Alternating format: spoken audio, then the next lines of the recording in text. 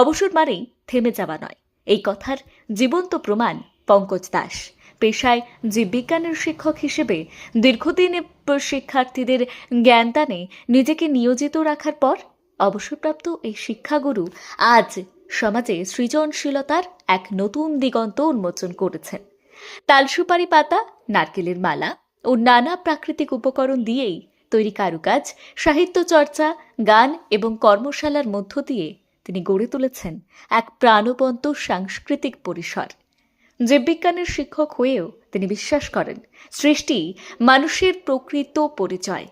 যেমন প্রকৃতিতে কোষ বিভাজনে জন্ম নেয় নতুন জীবন, তেমনি মানুষের মনন এবং সৃজনশীলতায় জন্ম নেয় নতুন সমাজ চেতনা।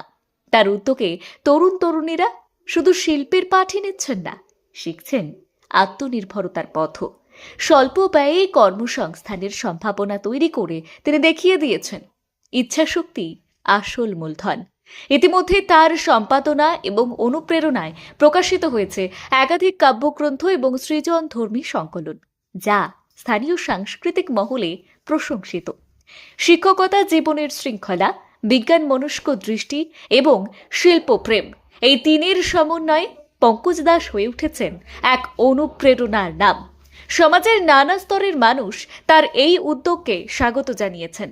অবসরের নীরব বিকেলকে তিনি রূপ দিয়েছেন সৃষ্টির উজ্জ্বল প্রভাতে, যেখানে জ্ঞানের সঙ্গে মিশেছে শিল্প আর অভিজ্ঞতার সঙ্গে জুড়েছে মানবিকতার দীপ্তি।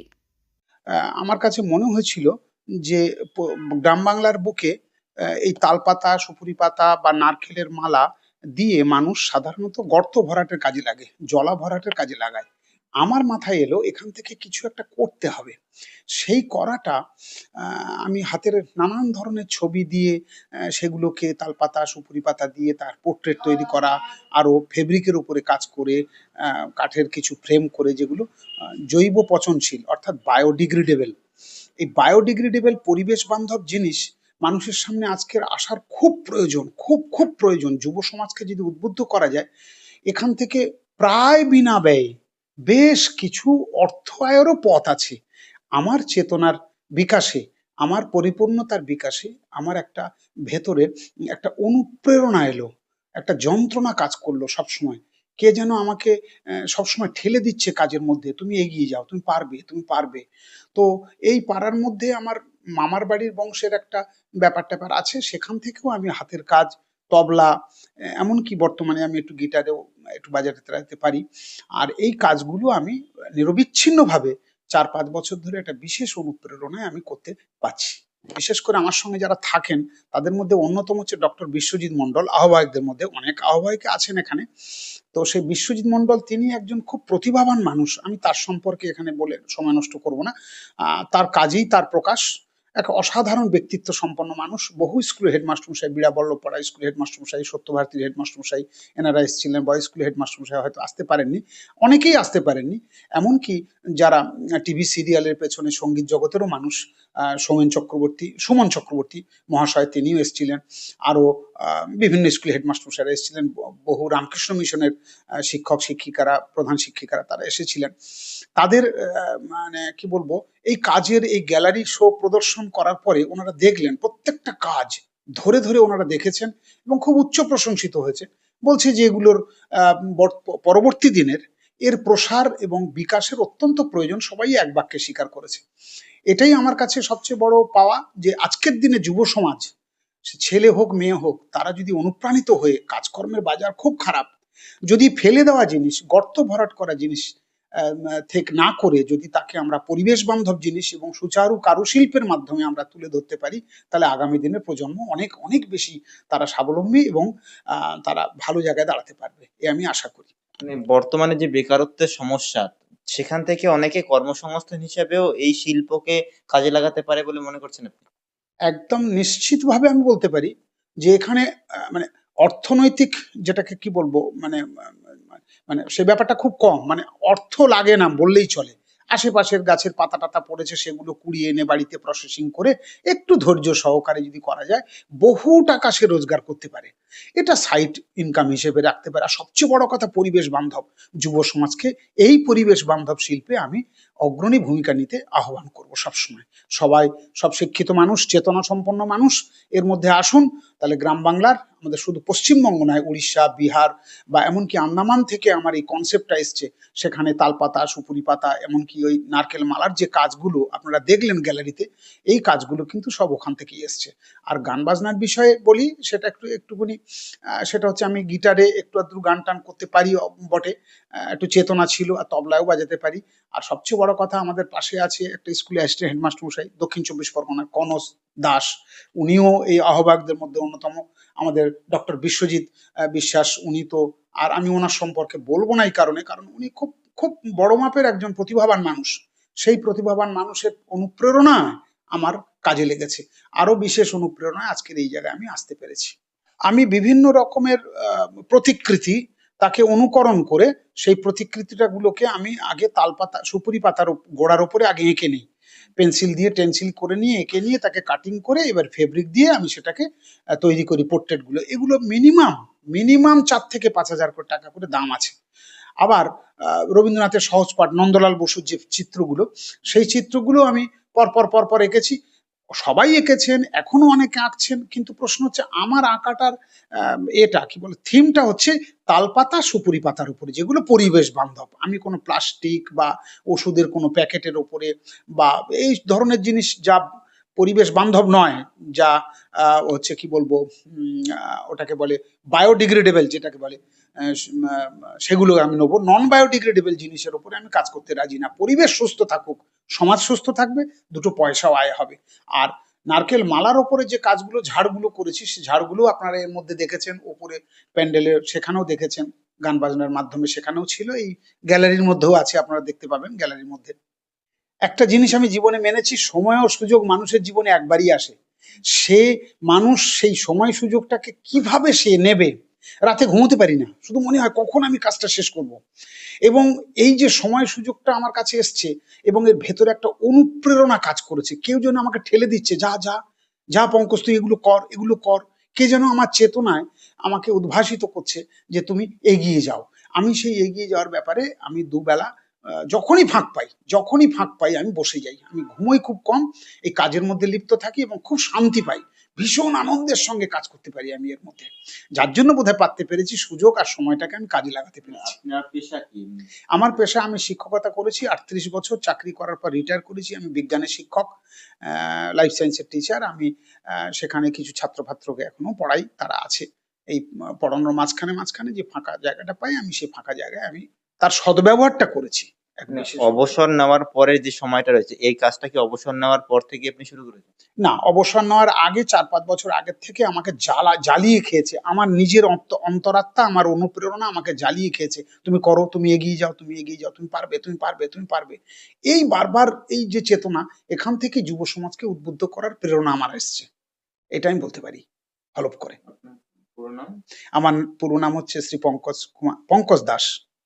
গত 12ই জানুয়ারি আমরা এই স্যারেরই বাসভবনে জিনাস ক্রিয়েশন প্রেরণার উৎসব নাম দিয়ে একটা আনুষ্ঠানিক গ্যালারি শো প্রদর্শন করেছিলাম। তার আহ্বায়কদের মধ্যে আমি একজন, ডক্টর বিশ্বজিৎ মণ্ডল।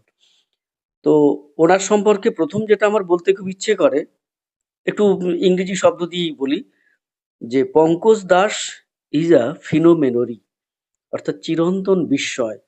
দীর্ঘ 38 বছর উনি শিক্ষকতা করেছেন এবং শিক্ষা প্রদানের মাধ্যমে পশ্চিমবঙ্গকে একটা জাতীয় থেকে আন্তর্জাতিক স্তরে পৌঁছে দেওয়ার যে কর্মযজ্ঞ, সেই ব্রতে উনি নিয়োজিত ছিলেন এবং নিরলসভাবে সেই কাজও তিনি পালন করেছেন। তারপরেও কখনো গান, কখনো গিটার, কখনো তবলা, আমরাও প্রায়ই আসি এবং আমাদের অনুষ্ঠান হয়।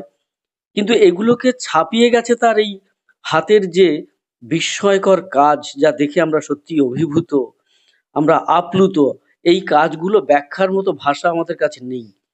আমরা শোতে সেই কাজগুলো দেখিয়েছি, আমাদের আহ্বানে যারা সাড়া দিয়েছিলেন তারাও এসে সেগুলো দেখেছেন, এবং আমাদের মূল উদ্দেশ্য ছিল এই কাজগুলোকে দেখে আমাদের মধ্যেও যেন একটা প্রেরণার সঞ্চার হয়, যে আমরাও তাহলে এই যে জিনিসগুলো দিয়ে গর্ত ভরাট করার কথা, সেই জিনিসগুলোকে দিয়ে গর্ত ভরাট না করে আমরা সেগুলোকে যদি কাজে লাগাই এবং এর মাধ্যমে ভবিষ্যতে রুজি রোজগারেরও একটা পথ আমরা পেতে পারি।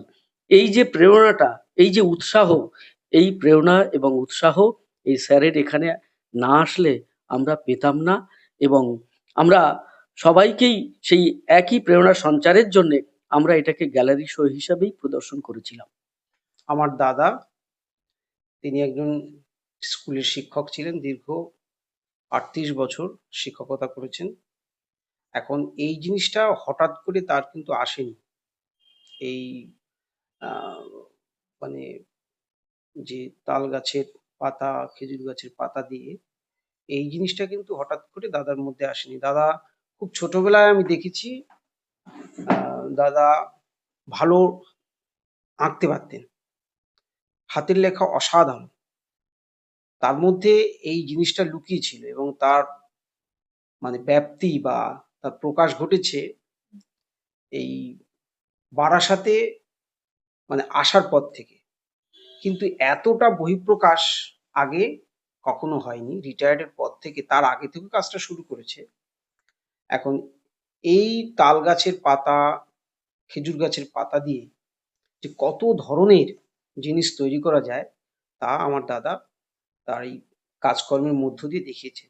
এখন এগুলো দিয়ে আমরা যেমন হাতে ছবি এঁকে যেমন আমরা সেটাকে বাইন্ডিং করে অনেকে যেমন বিভিন্ন রকম প্রদর্শনীর মাধ্যমে সেগুলো দেখায়, কিন্তু ছবি আঁকা প্লাস এগুলো বহুত সময় সাপেক্ষের ব্যাপার এবং নিখুঁত চিন্তা ভাবনা না থাকলে একজনের পক্ষে সম্ভব নয়। তবে হ্যাঁ, একজন শিক্ষক থাকলে ছাত্রের কাছে এটা যেমন শেখাটা খুব সহজ, সেই হিসাবে দাদা তার সেই জিনিসটা তৈরি করেছেন যে ছাত্র ছাত্রীদেরকে কত সহজে এই জিনিসটা যদি দেখানো যায়, এটা নিজস্বতা।